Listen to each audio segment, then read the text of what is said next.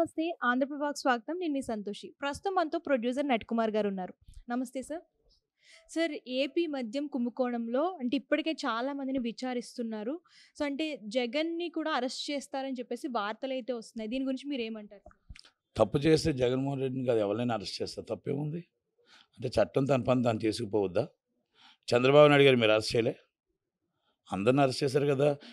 జగన్మోహన్ రెడ్డి గారు తప్పు చేస్తే అరెస్ట్ అవుతాడు. అప్పుడు చీఫ్ మినిస్టర్ ఎవరు? జగన్మోహన్ రెడ్డి గారు. అప్పుడు కుంభకోణంలో కసిరెడ్డి అన్న ఆయన ఉన్నాడు కదా! సినిమా వాళ్ళకి లింకులు ఉన్నాయి కదా! డబ్బులన్నీ వైట్ మొత్తం టోటల్‌గా అక్కడి నుంచి తెచ్చిన బ్లాక్ మనీ వైట్ చేశాడు కదా! ఆ వైట్ చేసిన సినిమా వాళ్ళు కూడా లోనకి వెళ్ళాలి కదా! అలాగే మొత్తం టోటల్‌గా ఎవరైతే ఉన్నారో వీళ్ళందరినీ స్టేట్మెంట్ తీసుకొని జగన్మోహన్ రెడ్డి గారికి తెలియకుండా జరిగిందా? తెలిసి జరిగిందా? ఇయన్నీ చట్టం తన పని తాను చేసిపోతుంది. ఇన్వెస్టిగేషన్ ఉండేది కూడా మనం మాట్లాడకూడదు. ఇన్వెస్టిగేషన్ మాట్లాడకూడదు. కంపల్సరీ తప్పు చేస్తే అవ్వలేని జైలుకి వెళ్ళాల్సిందే. ఈయనేం 10 సార్లు పుట్టలేదు. ఏమంటారు? ఈయనేం 10 సార్లు పుట్టలేదు. ఈయనేం ఆపడానికి మొత్తం టోటల్‌గా వేల కోట్ల జనాలు ఏమి రారు. అరెస్ట్ అవ్వాలి అనుకుంటే తీసుకెళ్ళి లోన్ వేసేస్తారు. అయిపోయింది. ఇది తప్పు చేస్తే. తప్పు చేయకపోతే ఎవరు వేయడానికి లేదు. అంతే కదా! తప్పు జరిగిందా? స్టేట్మెంట్ రికార్డ్ చేశారా? తక్కువ అందరినీ ఈ స్టేట్మెంట్ కన్వెన్షన్‌లో జగన్మోహన్ రెడ్డి చేశాడని అని అన్నారు. కానీ దీంట్లో అంతటి సూత్రధారి మాత్రం సూత్రధారి, పాత్రధారి, అన్న, పెద్దన్న, గురువు, దైవం విజయసాయిరెడ్డి. విజయసాయిరెడ్డి గారు ఒక శబ్దం చేశాడు. జగన్మోహన్ రెడ్డి గారిని కూడా లోన్ వేయించేస్తానని. కనుక దీనికి అంతటికీ సూత్రధారి, అప్రూవర్ అన్నవచ్చు ఏమని అనుకోవచ్చు. జగన్మోహన్ రెడ్డి గారిని లోన్ వేయించినాక నిద్రపోడు విజయసాయిరెడ్డి. వాళ్ళిద్దరికి ఏం జరిగిందో ఏదో తెలియదు కానీ మూల సూత్రధారి ఆయన ఒక్కడే. కనుక ఆయన తలుచుకుంటే ఈయన లోన్ వేస్తాడో ఏంటి అనేది అది వాళ్ళిద్దరూ తేల్చుకోవాలి. అన్నదమ్ములు. Number 1, number 2. ఇప్పుడు నెంబర్ 2 ఎందుకు బయటకు వచ్చాడు? నెంబర్ 2 ఎందుకు ఈ కుంభకోణంలో పాత్ర ఉంది అంటున్నాడు? మిథున్ రెడ్డి ఉన్నాడు అంటున్నాడు. వాళ్ళు ఉన్నారు అంటున్నాడు. అందరూ ఉన్నారు అంటున్నారు. వాళ్ళు చెప్తారు మమ్మల్ని ఎవరు లోన్ వేయాలని చెప్తున్నాడు. మొత్తం సిచ్యువేషన్ అంతా కూడా ముందు ఒకసారి ఇంటికి చేరిపోయాడు. కనుక దీనికి సూత్రధారి, పాత్రధారి జగన్మోహన్ రెడ్డి అంటూ జైలుకి వెళ్తే అది విజయసాయిరెడ్డి. జగన్మోహన్ రెడ్డి అంటూ అరెస్ట్ చేస్తే విజయసాయిరెడ్డి. ఎందుకంటే విజయసాయిరెడ్డి ప్లానింగ్ ప్రకారం చేస్తున్నాడు. నేను అప్పుడే చెప్పాను. పాముకి పాలేసి పెంచుతున్నావు, నిన్నే కాటేస్తుంది. ఎప్పటికైనా నీ పార్టీకి శాపం మీ చెల్లి కాదు, శాపం మీ తల్లి కాదు. శాపం మాత్రం మీకు విజయసాయిరెడ్డి ఉంటాడు. నీ పార్టీని కొలాప్స్ చేయడానికి విజయసాయిరెడ్డి ఉంటాడు. ఇది 100% అందరినీ మొత్తం టోటల్ తీసి విశాఖపట్నం ఇన్ఛార్జ్ అన్నావు. దస్పాలా భూముల నుంచి మొత్తం టోటల్గా విశాఖపట్నాన్నే కొల్లగొట్టిన వ్యక్తి విజయసాయిరెడ్డి. కనుక ఇలాంటి విజయసాయిరెడ్డిని పక్కన పెట్టుకొని జగన్మోహన్ రెడ్డి గారు నమ్మిన బంటులందరినీ పక్కన తోశారు. కనుక మీకు ఈయనే మీ శత్రువు. మిమ్మల్ని రేపు ఉదయం మీ పార్టీని స్మాష్ చేయడానికి కారణం ఈయన విజయసాయిరెడ్డి గారే అవుతారు అన్న.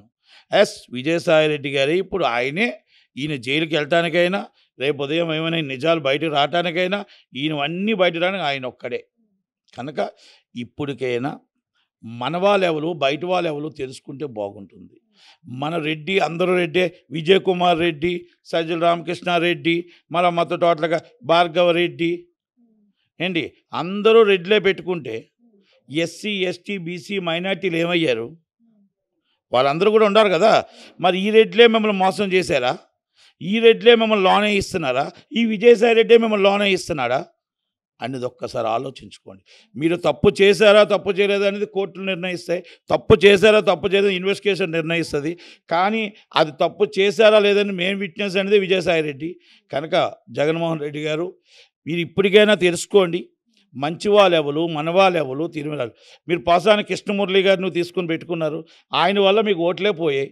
మీరు ఎవరిని పెట్టుకున్నా మీరు ఎదుటి వాళ్ళని సంతోషించడం కోసం, నవ్వుతూ సంతోషించడం కోసం చేశారు. మీరు ఆ రోజు వచ్చి మీకు ప్రతిపక్షం వద్దంటున్నారు. మీ వాళ్ళు వచ్చి ప్రతిపక్షంలో ఉన్న సగం మంది జైల్లో ఉన్నారు. మీ వాళ్ళు సగం మంది వచ్చి పారిపోయారు. ఇప్పుడు ప్రతిపక్షం లేకుండా పోయింది, అధికార పక్షానికి అడ్డు లేకుండా పోయింది.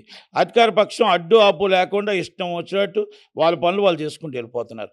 ప్రతిపక్షం లేదు, అడగటానికి లేదు. చనిపోయిన వాళ్ళ దగ్గరికి వెళ్తున్నారు, వస్తున్నారు, పరామర్శలు. అది మంచి పనే. కానీ ప్రజలను కూడా పరామర్చాలి కదా. ప్రజల విషయంలో కూడా తెలుసుకోవాలి కదా. ప్రజలకు చేస్తున్న అన్యాయాలు కూడా మీరు ఎత్తి చూపాలి కదా. ఇవన్నీ ఎందుకు ఎత్తి చూపట్లేదు? అసలు మీరే ప్రెస్ మీట్ పెట్టడం ఏంటి? మీ పక్కనున్న ఒక్కలైనా మీరు అపోజిషన్లో ప్రెస్ మీట్ పెట్టారా? ఒక్కలైనా ఒక మాజీ ఎమ్మెల్యే ఉన్నాడా? ఒక మాజీ సర్పంచ్ ఉన్నాడా? మాజీ మేయర్ ఉన్నాడా? ఓ మాజీ ఎంపీ ఉన్నాడా? అందరూ పరారులో ఉన్నారు, ఒకరు జైల్లో ఉన్నారు. కనుక మీ పార్టీ మనుగడ ఏంటి, మీ పార్టీ కోసం ఏంటి, చట్టం తన పని తాను చేసిపోతుంది. మీరు తప్పు చేస్తే జైలుకి వెళ్ళక తప్పదు.